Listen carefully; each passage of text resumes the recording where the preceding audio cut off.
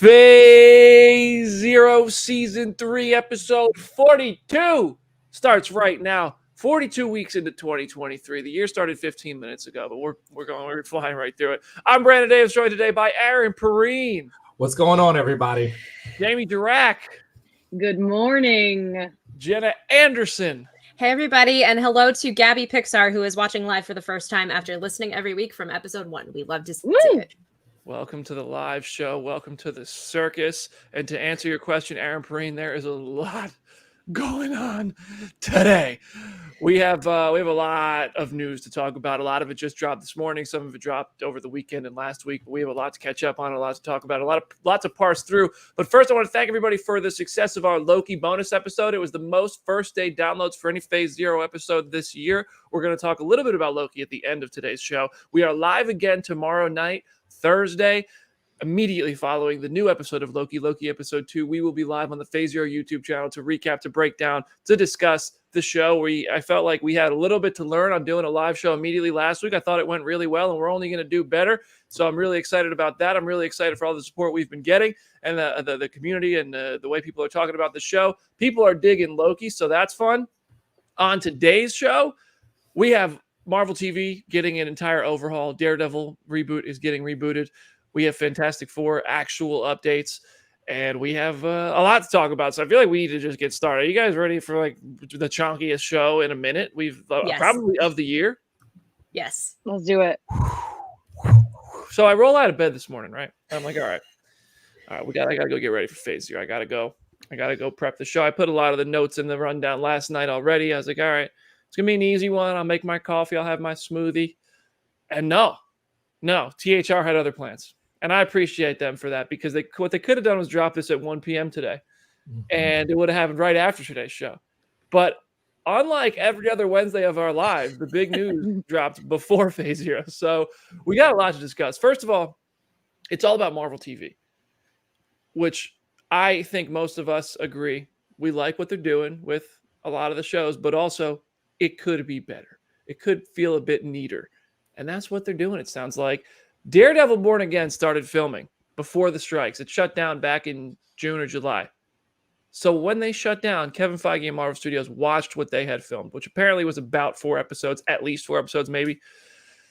And they said, we don't like it. We don't like this. So in September, they fired the writers, Chris Ord and Matt Corman. They're looking for new writers and directors. The directors have been fired as well. Daredevil didn't wear the costume in this series until its 4th episode. Charlie Cox did not wear a Daredevil costume until episode 4 of Daredevil Born Again. I'll tell you right now, that would have sucked. We don't want that. It was a legal procedural. If I want a legal procedural, I'll watch Rizzoli and Isles. All right? I know. I support this. I support the fact that they looked at it. They took the opportunity to say, all right, listen, this might cost us $50 million to scrap what's here. They're keeping some of what was already filmed, but they're largely redoing what they had before, and they're hiring new writers and a new team to redo the redo of Daredevil, which is a loose reboot, so they don't have to, I think, pay everybody from the first 3 seasons, if you ask Stephen DeKnight, who had points when he talked about it. But let's start with Daredevil before we get to the rest of the Marvel TV news that came out today. What are we feeling about this? Jenna, you're up top. I am so glad in a roundabout way that they made this decision now, because hearing that he didn't even wear his costume until episode 4, I feel like the entire prospect of this reboot is already so contentious. There are already so many fans who weren't vibing with the direction that they were going in. And if it took that long to get to have him in costume, Daredevil fans were already so impatient just having him show up in She-Hulk. And I think having to wait that long for him to even suit up and having probably what was a very good legal procedural, but not at all what people wanted from Daredevil. I'm glad they're making this direction, but it's crazy that they're even having to do it. I'm glad they had the opportunity to do it. The strike sucks. I'm glad people are getting what they need out of it. But without it, who knows what would have happened here? Yeah, I mean, so I'm on the desk in the mornings, y'all. I'm coming off of a extended vacation for my birthday. My first day back at work, and having this drop in 15, 20 minutes into the shift was both, okay, well, at least I know what we're doing for the next 3 hours and during Phase Zero, but also like, what is going on? The way that people reacted to Jenna's point about Matt and She-Hulk makes me think they would have burned the internet down if it took 4 episodes for him to get in that costume.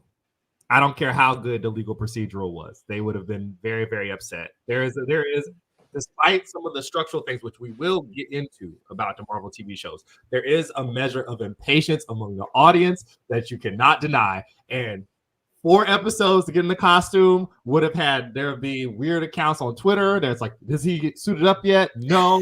There would have been, the show was ruined by episode 2 and a bunch of YouTube thumbnails. So if they need to do this, then that's fine. It's just absolutely striking that they filmed 4 whole episodes and then we're like, we just don't want it. That's a lot of money. That's a lot of money, man.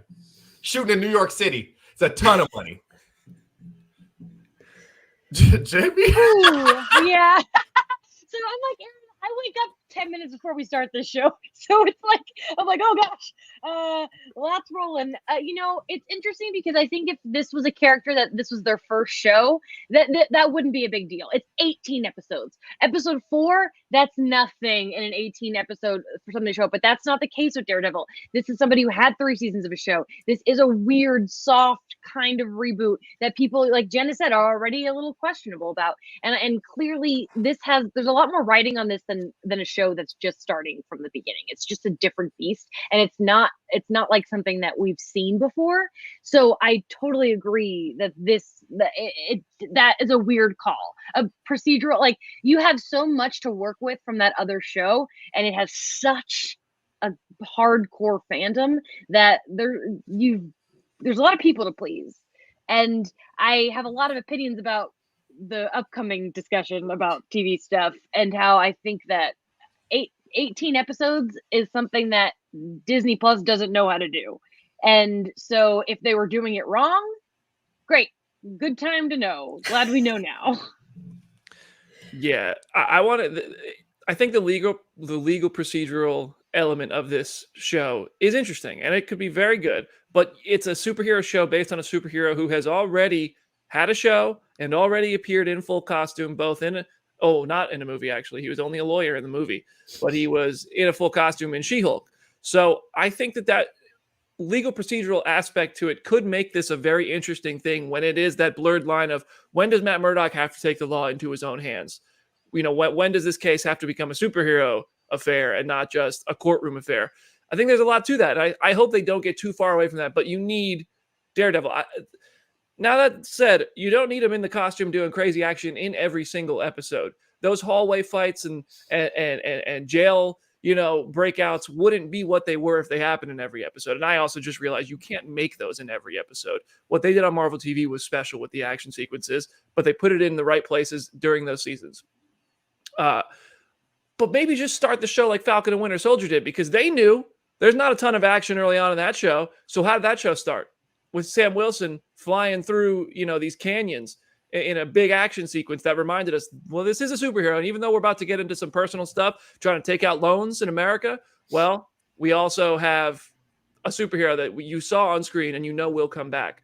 So I think getting that balance is important, but having all of one and none of the other for 4 episodes, I would be frustrated myself. And I appreciate that they're doing this and they're taking the time to say, listen, what we had wasn't good. It wasn't good. So we're revisiting this and we're doing it again because we have the chance. I'm here for it. And maybe they'll add Spider-Man. Anyway, Vincent D'Onofrio weighed in on Twitter already. I don't know if he's allowed to do this, but he did.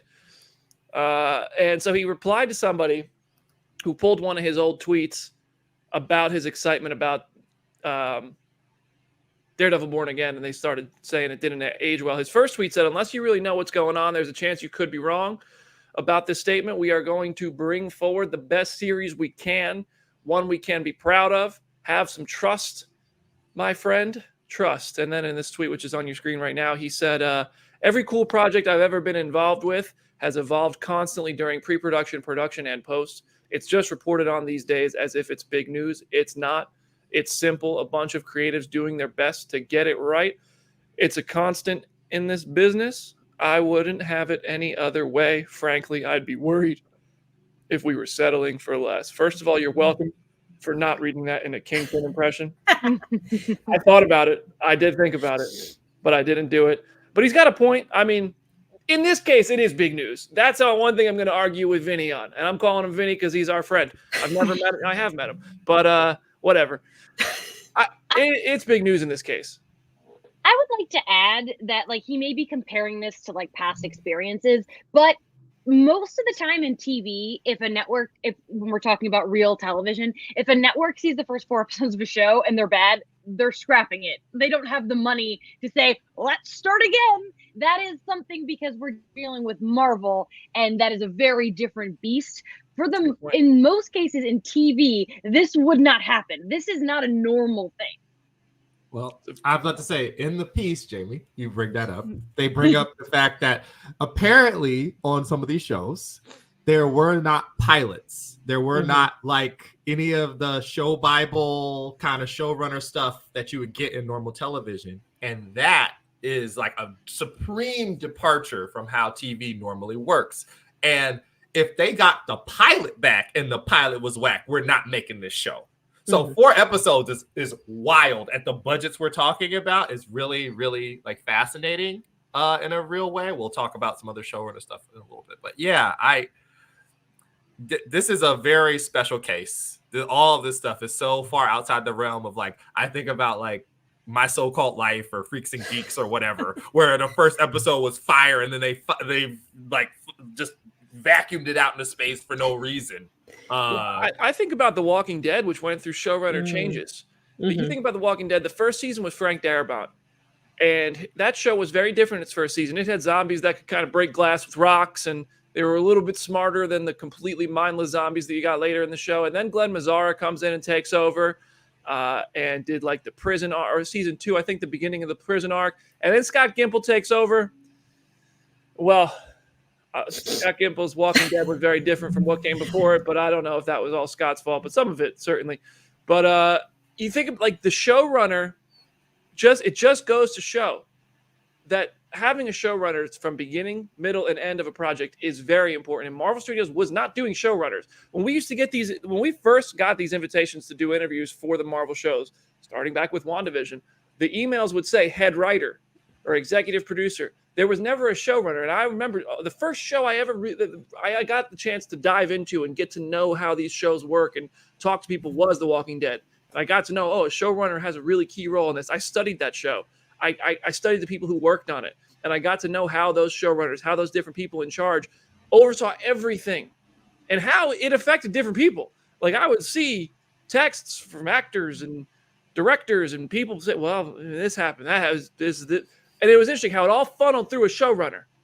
And now Marvel didn't do that. Marvel seemed to just take an executive producer who was brought up in the Marvel system. They kind of have the Marvel farm. They grow them in-house. And then they send him over as an executive producer. But they didn't necessarily have TV experience. And all of a sudden, they were overseeing a TV show. And now, thanks to Jessica Gao, according to this report, that's right. they're going to have showrunners going forward, which I think is a great change.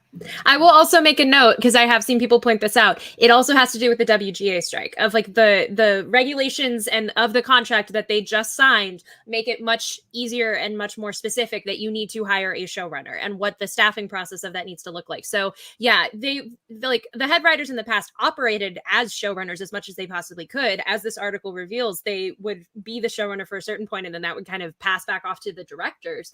But it seems like now going forward, they're going to try to have someone who, like Jessica Gao, is more involved with the entire process.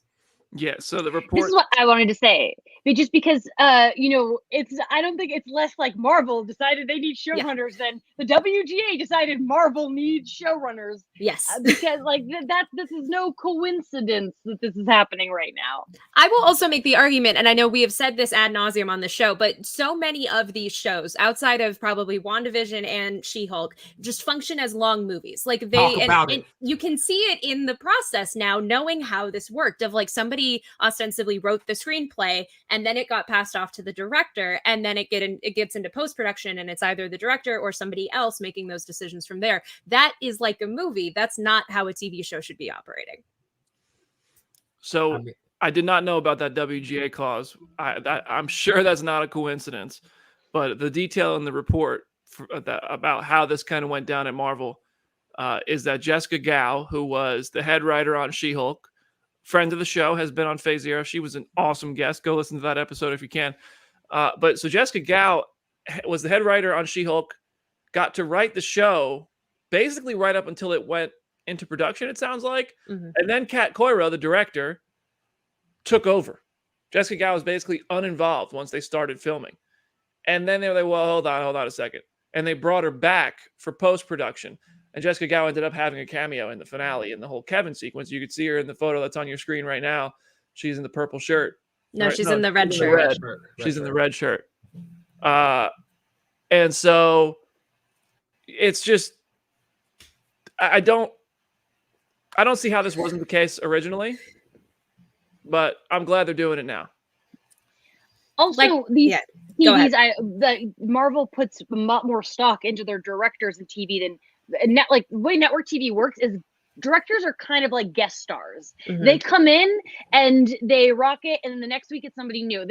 It's very rare that a TV show has the same director all throughout, and that is more of a limited series thing. That is more of a let's chop a movie up into 6 pieces thing. Absolutely.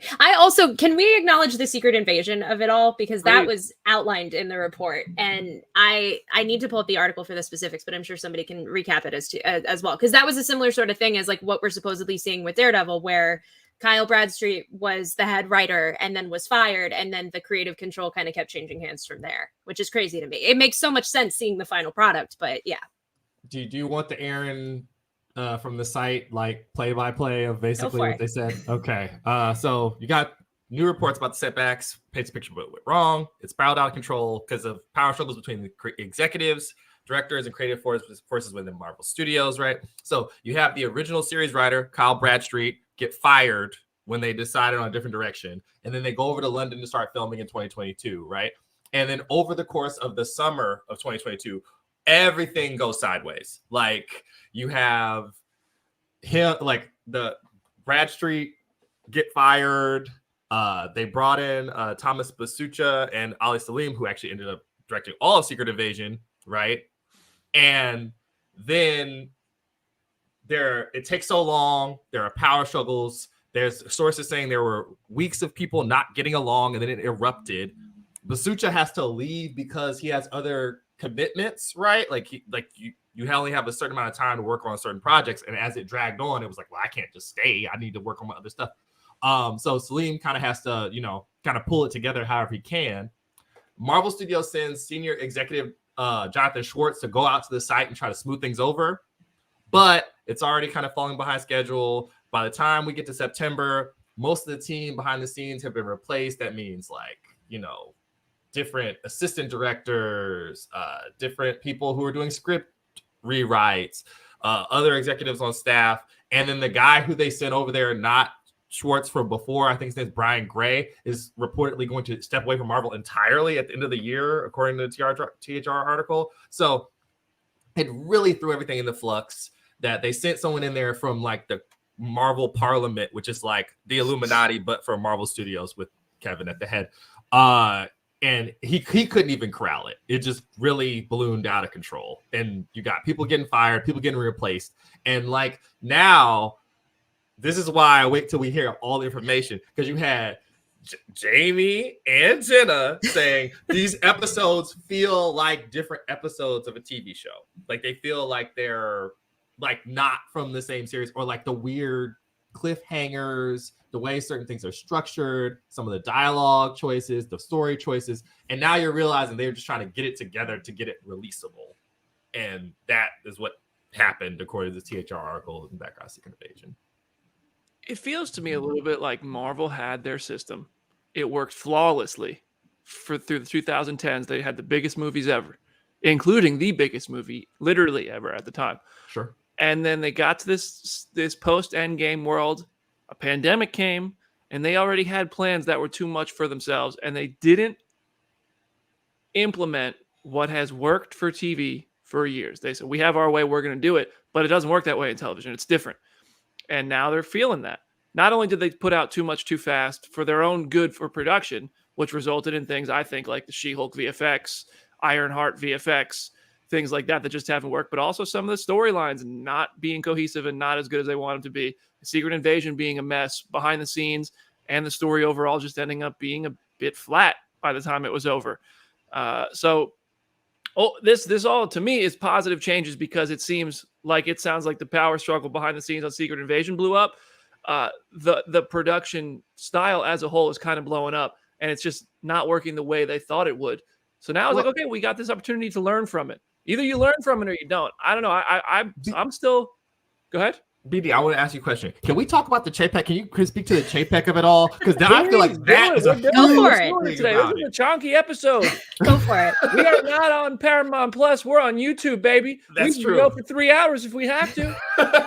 We're just gonna take over Mixable. Someone send them an email. So Bob Chapek takes over Disney in late 2019. I want to say right before the pandemic, or like early 2020. Oh, yeah. Bob Iger saw the panoramic coming. Yeah, And he said, "Here, you just take the wheel."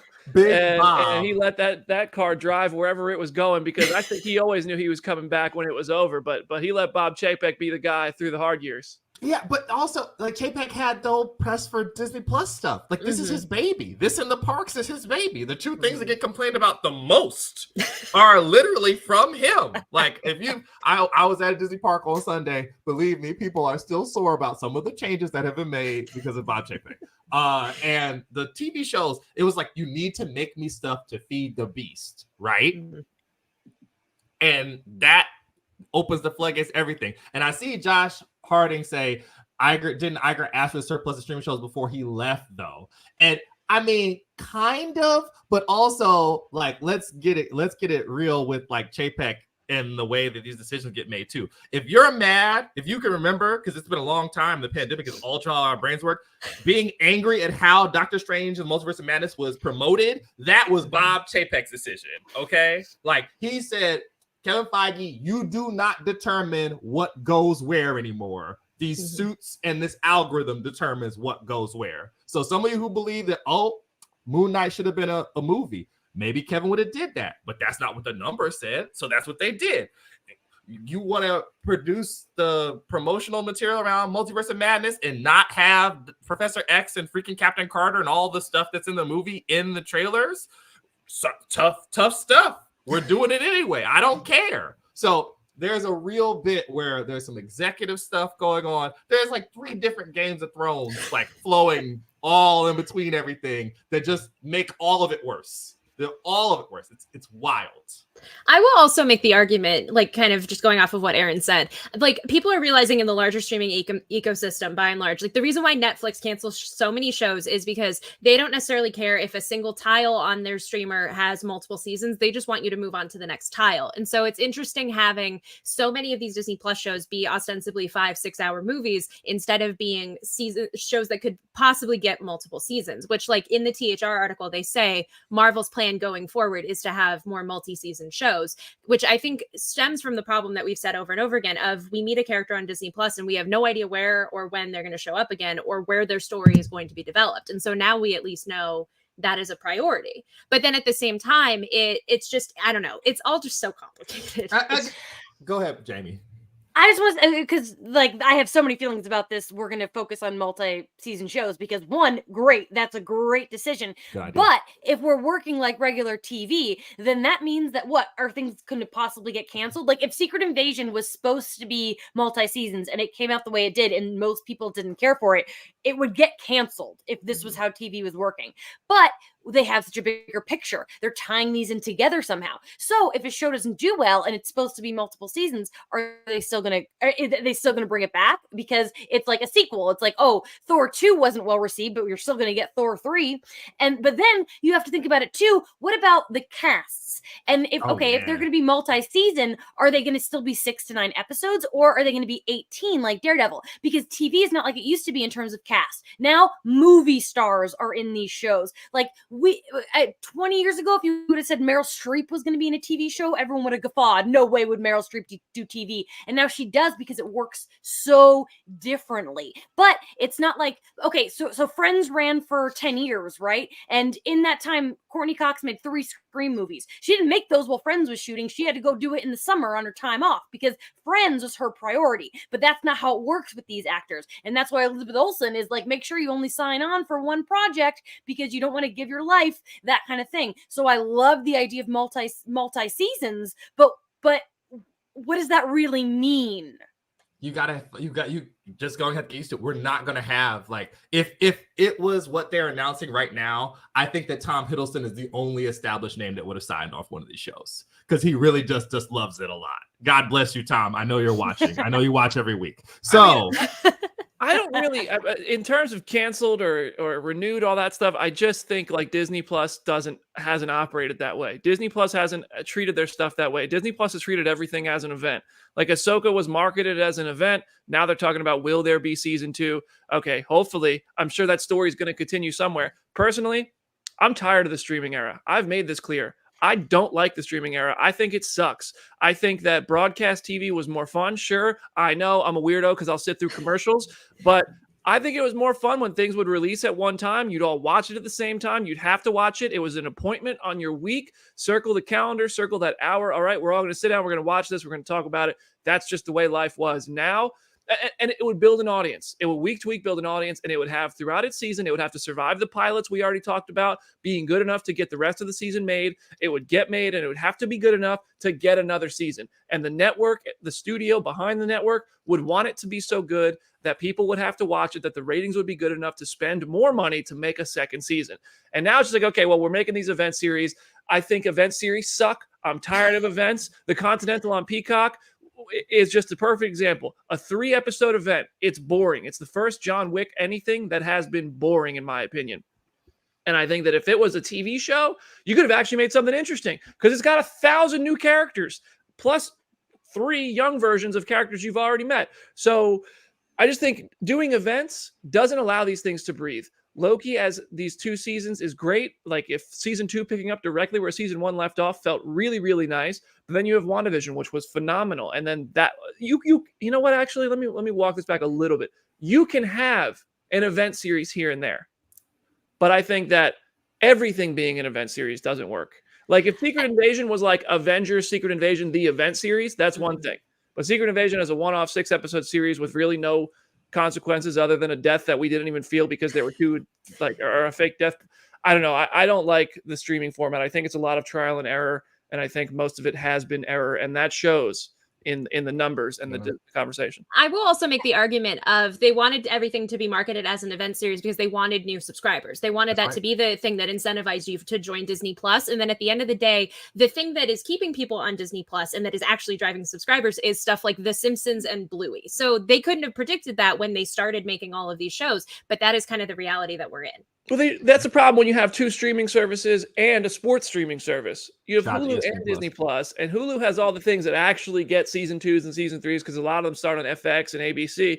And Disney Plus is all Star Wars and Marvel and Pixar and all that stuff, and the Disney products, which they're marketing as event series. And also, I think there's event series, but you can make a series feel like an event.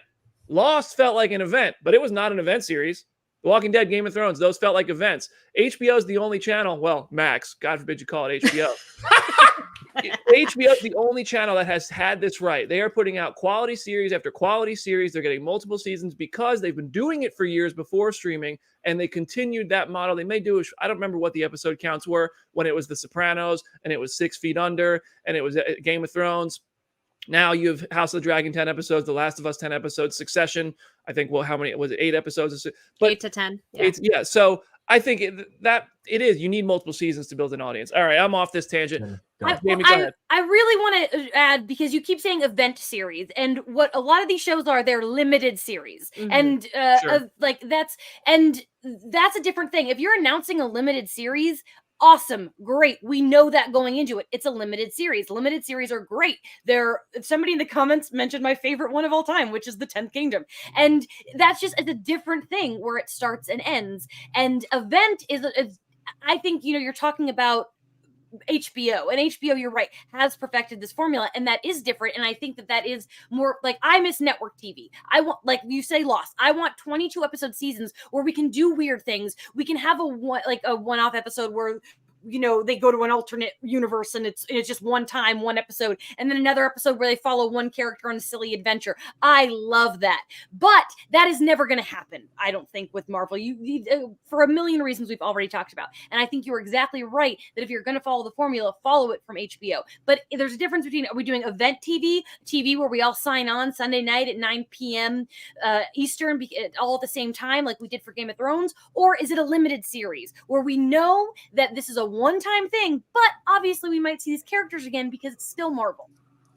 Can I say one thing before we go to break? Because I know I know they're like, please pay the bills. Well, I think Brandon and Jamie and Jenna are all like sort of putting voice to is the loss of a monoculture in our culture. Everything is so splintered now that there's nothing else. Why do you think everything you watch on TV is we talk about Travis Kelce and freaking Taylor Swift? Because you can watch it with paying no money. It's on normal TV. It's the only thing we all watch together anymore is live sports. It's the only thing. We don't even all watch the Oscars anymore together. I can't remember the last time that Twitter live streamed and talked about a TV show or like a award show rather than like Chris Rock getting slapped. That's the only thing that's happened in 2.5 years that I can remember where I'm like, oh, everybody was talking about something that was on television at the same time. It wasn't like the night shift. It's only sports now. It's only sports. That's why whenever we're in Slack and people start joking around about ESPN Plus being like not necessary, I'm like, baby, the NFL is the only thing on TV that everybody watches at the same time. It's the only thing anymore. That's it. So you got to find some way. We can't really roll back the clock because they've pretty much decimated like a monoculture. I don't know. Every single time I talk about my younger nephews, they're talking about some random YouTube streamer that has 15 million people. Well, Hulu, I have no idea. Hulu used to be, you'd have to watch it on broadcast and it would come to Hulu later. Yeah. So you'd still feel the need to watch it live, to watch it with everybody else and let that be part of the audience in real time. Agents of S.H.I.E.L.D. when it was airing. I remember the first episode of Agents of S.H.I.E.L.D. I was late to work at the Village Idiot. I used to, be the door guy at the pizza joint. That was also a bar, okay? I made $40 a night, and I said, you know what? I'm going to be late to my $40 tonight because I'm watching Agents of S.H.I.E.L.D. Nice. And that's what happened with television. You couldn't miss it. You had to watch it when it was on, and it was fun. I love that. I don't know. All this to say, the streaming era sucks. Marvel Studios is changing everything about their approach to television. And one thing, we said this, but I want to make sure this point is conveyed. That article from THR this morning says Marvel Studios is going to focus on multi-season shows. Genius. Glorious. What did the collector say? Magnificent. So that's all the good. That's the best news of all this, in my opinion, is that they're focusing on multi-season shows. We don't really know what that means yet. I think it's going to be quite a while until we even see what that means. But hopefully it means longer episodes, multiple seasons, and not just 6-episode movies that get put on Disney Plus. This is all coming from people who have really enjoyed most of what has been out there.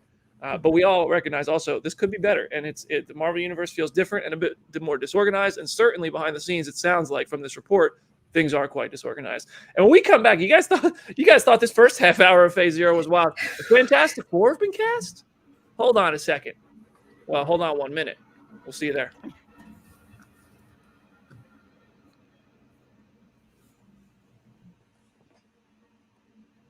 This is a great opportunity to press subscribe to the Phase Zero channel on YouTube. Thanks. Thumbs up. See you there.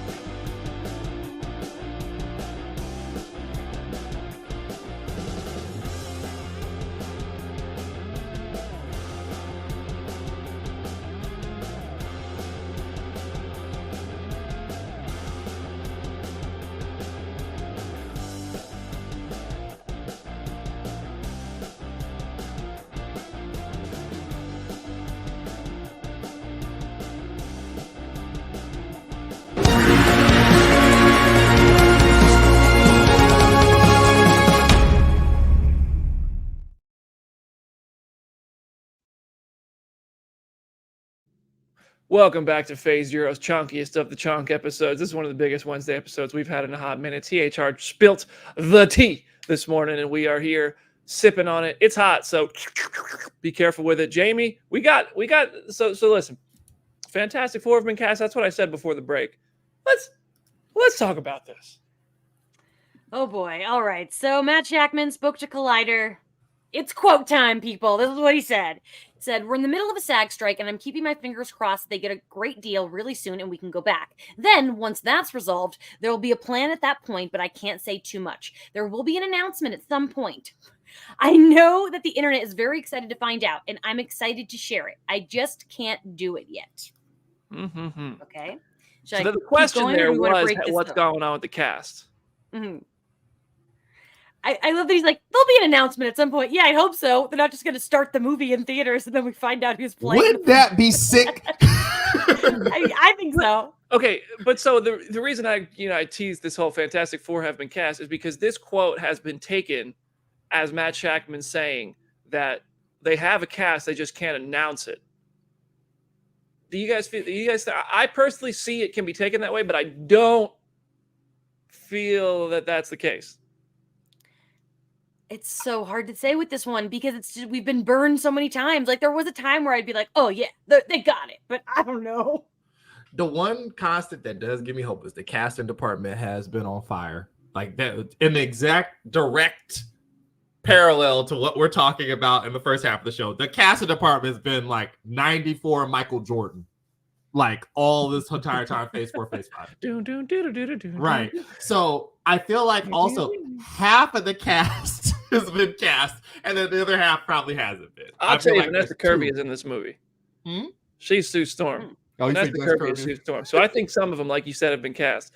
I think it's just a matter of time till we hear about Matt Smith either getting the part or trying out for it.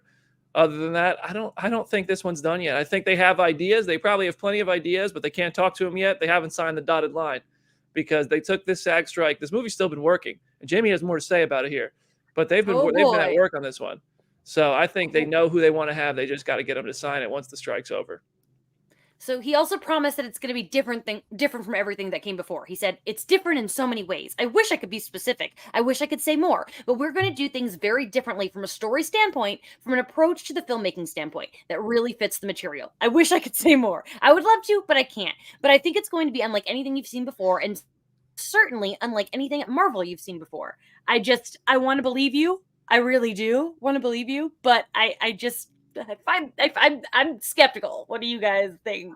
I would like to say, first of all, for those who are long-time Phase Zero listeners, you know how Brendan Davis feels about this movie. And that little bit, Jenna's back. Hooray! Yay! I got blipped. I'm back. Yay! The ooze did not get her. Brandon does not want this thing to be set in the 50s. Hell no. That little tease makes it sound like we're getting some sort of thing set in the past. See, I came back just in time to advocate for that because I'm with Jenna. I am firmly on partially set this movie in the 1960s in some capacity because I think that that is immediately how you, at least aesthetically, differentiate from what we've previously had. But I don't know. How do you get them to the present? There are so many ways to do that. Without a crappy gimmick. But the part of the Fantastic Four is the gimmick, though. You could even have it be a thing where if they start out in the present, go back to the past, and then come back. I don't know. There's some sort of way to do it. Stranger things have definitely happened. Man, no. I want to see this in the present. I want them to have bought that damn Avengers Tower. I know that Avengers Tower Lego is about to be revealed, and I'm going to buy it, but it's not the Avengers Tower that Tony Stark built in a cave with a box of scraps. No, I want this set in the present. I'm not going to lie. But I will ask the question, though. If it is set in the present, does that mean that either the group is just starting out and is basically at square one, which is a thing we've already had in 2 different versions of these movies, or we have the Eternals problem of they've been around and they haven't been helping with anything? Would you be okay with that? It's the same movie, just in a different timeline. Jamie has thoughts. Go. Well, I was going to say, we talked about this before. They can be in the 60s, and then they get rocketed into space, and they get stuck out there, or there's a time thing, and Nolan. Interstellar. Yes. They get interstellar. That's so easy to do. Yes. And it could easily work. I want to know whose side Aaron is on. Is Aaron on our side? Bro, let the heroes meet. My God, what the But they heroes can know each still- other? They can still meet. They can still know each other, but that gives the FF something right out of the gate that makes them different because we don't have any, like, I would argue even Carol Danvers is not really very influenced by 90s culture at the end of the day. Like, the fact that she was gone for all of those decades doesn't impact anything. But I think having the FF be so rooted in the 60s sets them apart in a really cool way.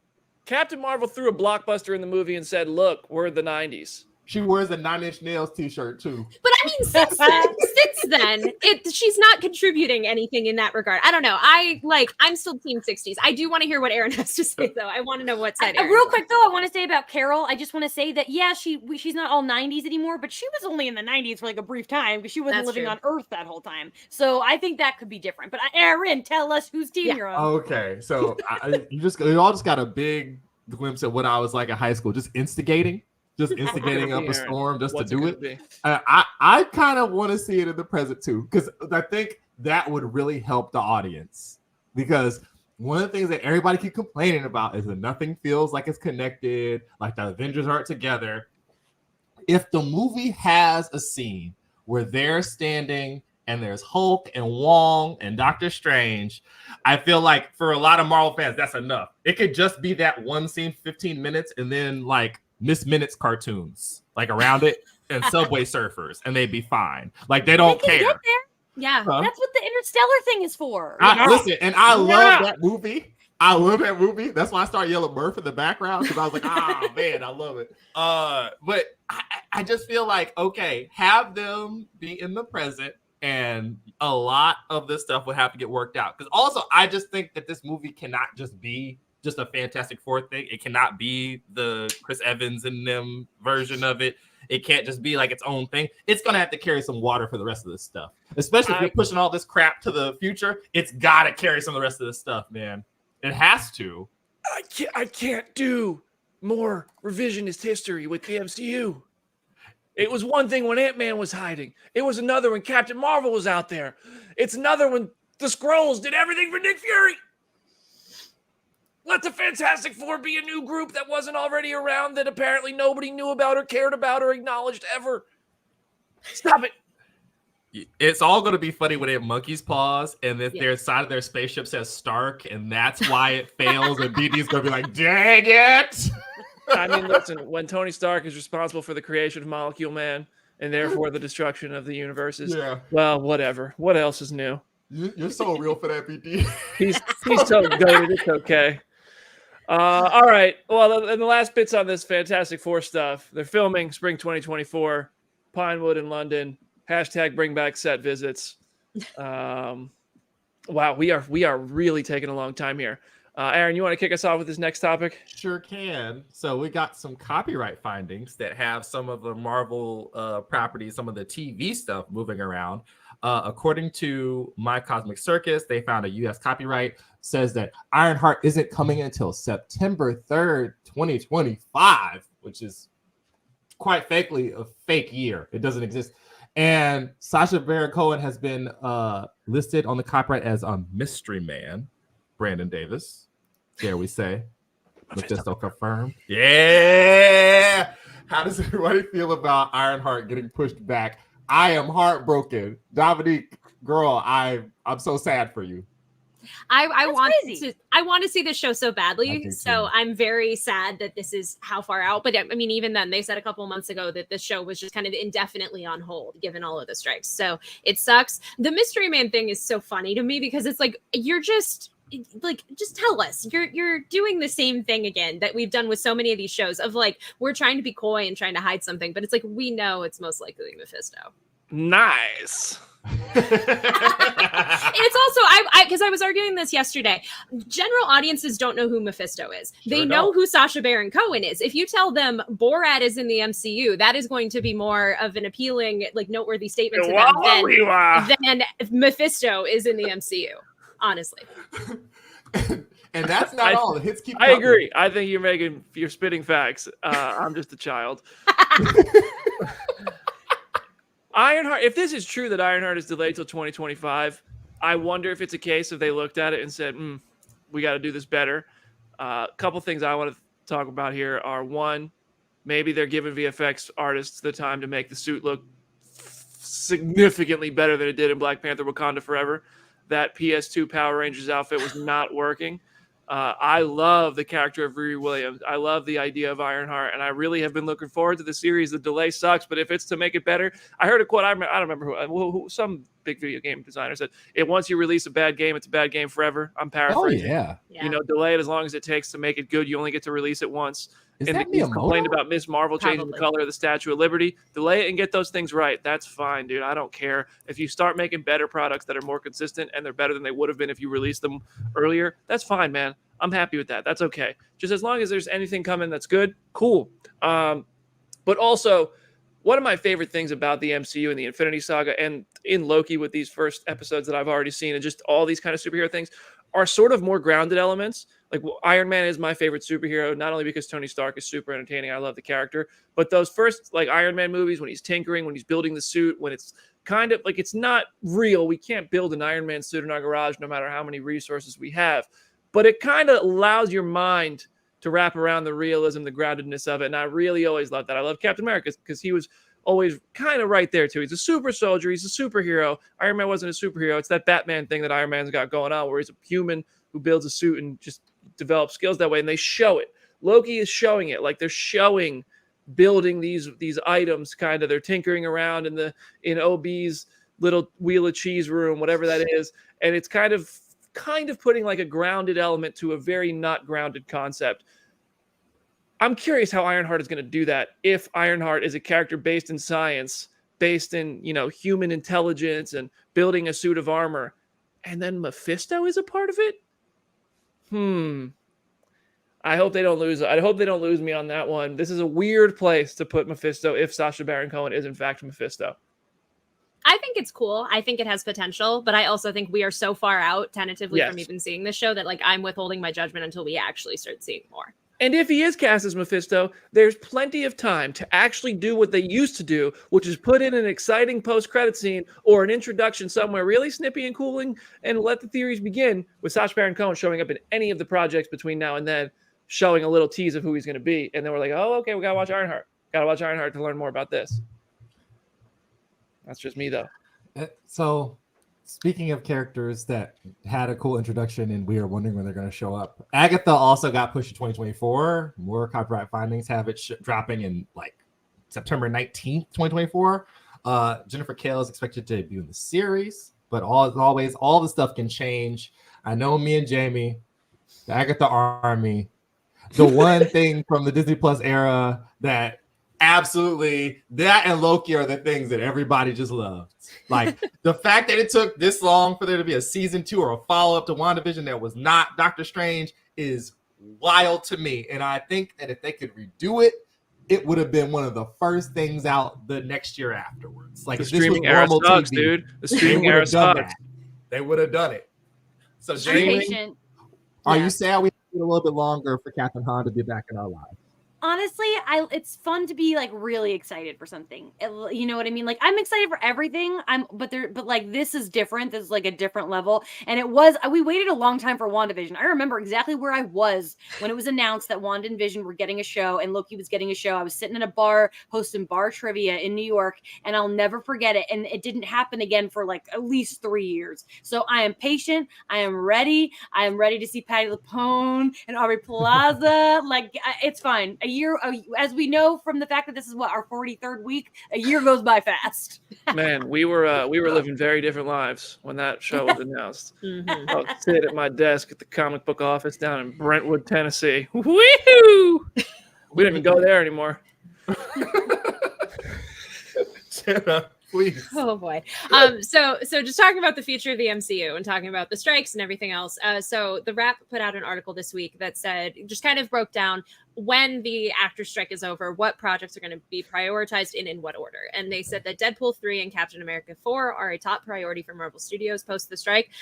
They said there's going to be kind of a fight for access to talent, especially across studios and across different projects. The very first projects that'll probably be helped will be ones that need ADR and pickups, which apparently include Craven, which is so weird to think about. That movie would have come out last weekend, if not for so many other circumstances. And then after that will be projects that recently wrapped, or were close to wrapping, like Beetlejuice 2. And then there will be projects like Deadpool 3, which were halted, and then they will get to kind of pick up. As we know with Deadpool 3, Sean Levy said that they were probably halfway done filming, so they have a lot to cover. How do y'all feel about that? Those two things are now, they're a linchpin thing. Those have to happen next year. Like, the rest of this stuff can move around. Those two things absolutely got to go down in 2024. Mm-hmm. Like, Marvel I don't know Studios how they're going to make it not happen. given up that first weekend in May Has not. for a release date in over a decade, with the exception, of course, being Avengers Infinity War and Avengers Endgame moving up to that last weekend in April, kind of in their ninth innings. They just said, "Oh, hey, actually, we're releasing a week early." But even their second weekend was bigger than any other movie I think that released those years for the most part. I don't think that's actually true.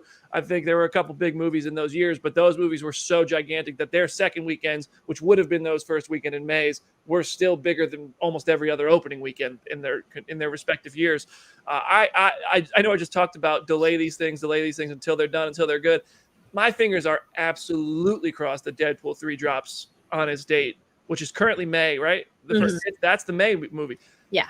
Man, I know they're having fun hanging with the woman you can't not mention, Taylor Swift, at the Jets games. I know they're having fun taking pictures in each other's kitchens, but I hope they were ready to get back to work on this one, because I can't wait for Deadpool 3, and I really hope they're able to knock that one out. I honestly would not be surprised if they shuffle around again, because, like, I don't know how far Cap 4 was on filming. It sounded like it might have gotten more done than Deadpool 3, but it might be the case of that might make more sense to put in the May release date. But I don't know. I would be shocked if either of those movies come out then, but I will definitely hope for it. We're not getting Deadpool in May. I'm so sorry. Like, No. it's not halfway finished and we're still in a strike. Yeah. Best case scenario, they start filming in January. I really don't think May I is think happening. Deadpool 3 will start filming again this year. Really? Okay. I think it'll film again this year. I think if the strike ends within like the next week and a half, which I think it will, the actor strike, I think they'll come to terms. Hopefully it's ratified by the end of the month at the latest. I do think there will be cameras rolling on Deadpool 3 before the end of the year. The thing is, I think they need until like February, March to keep filming. I don't know if you could push it out in May with that. No. This is definitely a pretty solid VFX heavy film that turning it around that quickly, it might go back to its original September date, but we'll see. It's just hard to imagine Marvel giving up that date. Yeah. It's gonna be interesting.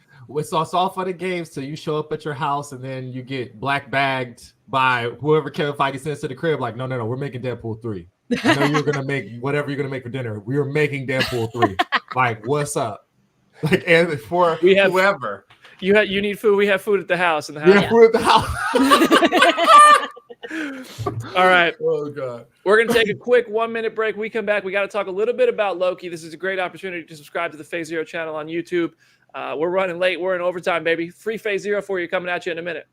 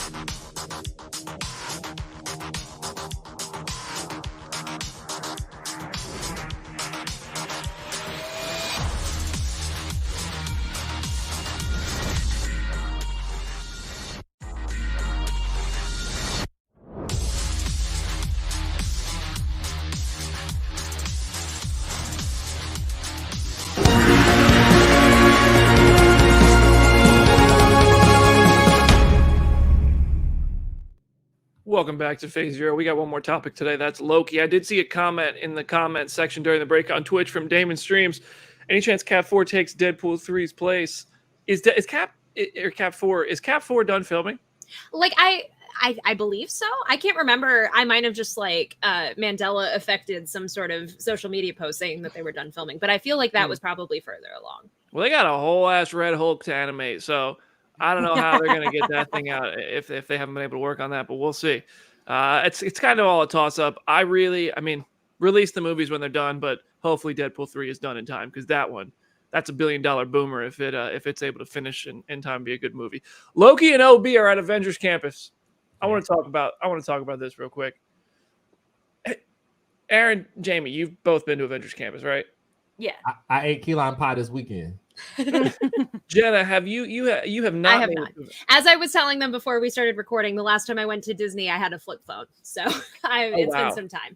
Oh wow, we can do a Phase Zero episode from Avengers Campus. Mickey, sponsor us. Let's go. Yeah. That would be wild. Imagine that as our backdrop for an episode. Oh man, how much do we have to pay for that? Let us get an episode there. The next Avengers movie, we're recording live. We're just gonna set up a table. We're just gonna get up there, record as long as Just we can, bring and go folding live. chairs. Yeah. Right in front of the Quinjet at Avengers Gorilla. HQ. Yeah. But okay, I love Loki and I love OB, but Avengers Campus characters sometimes just aren't the characters. Like I always thought like the costumes are spot on, but it's so hard to buy in, right? Am I the only one who feels this way when they're just not the actor? It's like this with all these characters. Like they do the best they can. I think it's cute, but like I think they do. I mean, when you think about like what they're trying to like look exactly like these actors, that's why the more fun are the Disney people in suits that you just get to pretend. It's the same thing with like Ahsoka characters recently, but then like at least Hera is green. Like what can you do? Like Disney also like they measure these people. They go hard on getting the best that they can find, and so I think that this is the best they can find, and I don't think it's that bad. So that's why Iron Man is actually Robert Downey Jr.'s height. I will make a devil's advocate argument of like that if you're a child going to Avengers Campus, I don't think you really know the difference. I think in your mind that looks close enough to the character that you're probably very happy. Well, when them kids start chalking up $200 a day, make it for them. All right. We're out here. No, I'm just kidding. I think this is awesome. I think OB looks awesome. The costume looks great. Loki's fun, man. I get a kick out of this every time. Like I've seen a couple of these go viral where they're like, that is not that person.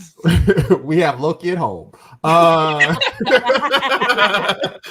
It's fun. It's fun. Avengers Campus is fun. We've talked about this on the show before. The guy that got playing Sam Wilson looks a lot like it's the goatee and the goggles, man. Once you slap that on him, he looks good. He's like, yeah. He makes that same face that Anthony Mackie always makes, like he knows something. But when you go there, I think the characters first of all, the Dora Milaje look great. They do. The Ant-Man and the Wasp look awesome, I think, because they have helmets on. And Iron Man looks cool, but he's very tiny. The Iron Man at Avengers Campus is tiny. That is true. Liam would tower over the Iron Man at Avengers Campus. Yeah. We don't talk about Liam on this show, all right? He's got youth on his side. We are all right. We're all mad about it, and by all I mean me. All right. The last thing. I want to talk about Loki. We have our Loki episode coming up tomorrow night live on the Phase Zero YouTube channel. It'll be on all major podcast platforms afterwards. If you tuned in last week, thank you so much for joining us live. It was our most downloaded episode of the year on the first day. Thank you so much for that. This is a bit of I don't know if this is a spoiler for Loki. This is just a piece of imagery. We're going to talk about whether or not this is an intentional X-Men reference or not. So you've been warned. In the season 2 premiere of Loki, there is a door that has an X. I think we have an image of this. I think we got to get this in here. Peter dropped it into our Slack chat. So while they find that, I'll describe it. The door to the temporal loom, it's got a little circle in the middle, right? And then it's got kind of X's or lines that make an X going towards that circle on the door. It opens up the same way the circle goes, one way with the door. The other side just has an opening for that little circle piece. People are feeling like this is an X-Men reference. It's a Cerebra reference. If it's not, I'm just going to say this. If it's not, it is a crazy coincidence. So while we pull up this image so everybody who's watching live can see this visually and see the comparison, top to bottom, let's say yay or nay. Aaron, do you think this is an X-Men reference at the TVA? What makes it harder is because people can just connect the weird murder board for themselves. Because wasn't Ki Kwan like stunt coordinator on X-Men 1? Yes. Oh. Yeah. So like there's like 2 layers of this where it could have been like, oh yes, like X-Men style thing. Because I saw it on Twitter too, and I was like, what's happening? Like, really, y'all? Listen, if Loki season 2 is introducing the X-Men, I will walk into the ocean. Okay. Walk into the how far? How far are you walking? A long time, BD. Aaron's doing the polar plunge, baby. Yeah. That's right. Someone, I think go ahead, Jay. I was gonna say, I think at best it's like a little Easter egg nod. I don't think it's a hint. I agree. I think I don't think Kevin Feige in the grand master plan of introducing the X-Men to the MCU would have this on his murder board of how to phase them into the MCU. That would be funny as all. I know it would be hilarious if that was the case, but it's too specific. I think it's just a cool visual way of showing the door, but it is just a little Easter egg, maybe. I don't trust any of Kevin Feige's boards. He told me Nova was on he said if we have a board with immediate potential, Nova's on it. That was like 100 years ago. That board's just covered in dust. We've had a panoramic, a new president. The whole world has changed since he told me that. And you know who's not come a single step closer to the MCU? Nova. Yeah. I'm not mad though. I'm not mad. I think this is just a coincidence as well. It's a weird coincidence. I think it's just a cool piece of set design. I think it looks really good. I don't think that this is any sort of intentional reference to the X-Men or Cerebro, but I do think it would be cool if they found a way to make this piece of technology related to the TVA behind this door something, because Cerebro is going to have to get some cool powers, right? Maybe somehow the TVA, when it's all said and done with, when everything settles, this is sort of a root of that for the MCU version of Cerebro, so they could track down all the music. They're tracking down timelines. Maybe they'll track, I don't know. We'll see. I think it's just a coincidence, though. And I think that was a hell of a show today. Yes. Woo! Oh, boy. Goodness gracious, that show was bodacious. And we're not done because we'll be here tomorrow. Yeah. That's right. That's It's not right. even over. In about, what time is it? It's 12 o'clock. The math 30-something hours. 30 hours, 32 hours, 30 hours. I don't know. But whatever time you're listening to this, it's less than that. We have our live Loki season 2 bonus episode number 2. We're talking about episode 2 on Phase Zero. So don't miss it. Subscribe to our Phase Zero channel on YouTube. If you're on Twitch, the Comic Book Twitch is a great place to do that because then you get our breakdowns and you get Comic Book Nation on Friday as well. So listen to us on all major podcast platforms. Drop a 5-star review so we can be the biggest podcast in the world. There's no doubt we're like this close. We're like this close to being literally the biggest podcast in the world. I don't think that's an exaggeration. We are literally right there on the cusp of being the number 1 most listened to podcast in the history of all podcasts of all time ever, depending on who you ask. So thank you so much for the support. That's our show. We'll see you tomorrow night. Aaron, you got any last words for today's show? It's at Someone Like Horner on Twitter. Go read comicbook.com's extensive breakdown of all the stuff that happened to the Marvel TV shows blowing up today. And Peter, make a cut down of everybody lying to BD. There's been so many people lying to BD in the last 3 to 4 years. We got 20 minutes of executives lying to BD. I'm telling you, bro. I'm tired of it. I'm just going to start calling it. I'm just going to start calling them out when we're in there in the interviews. I'm just going to be like, are you lying? I feel like this is one of those lies you all tell. Anyway, Jamie. Oh, goodness. I'm at Jamie Jurek on Letterboxd, TikTok, and Instagram, and at Jamie Cinematics on Twitter. As much as I try not to use it, it just seems like it's never going to fully die. This was a fun one, though. This was insanity. What a Wednesday. Jenna? It's at Hey, it's Jenna Lynn on social media. And as always, go read some comics. There's a new issue of Guardians of the Galaxy out this week and a lot of other fun books to check out. And yeah, I am very excited for this week's Loki episode. Man, Brandon Moore in the comment section had to remind me right before the show ends. Sasha Banks lied to me. She lied, man. Why'd she do that, man? That's our show. That's Phase Zero. Hit me up at Brandon Davis BD if you, for some reason, are not tired of me yet. And we'll see you tomorrow night. Have fun, everybody.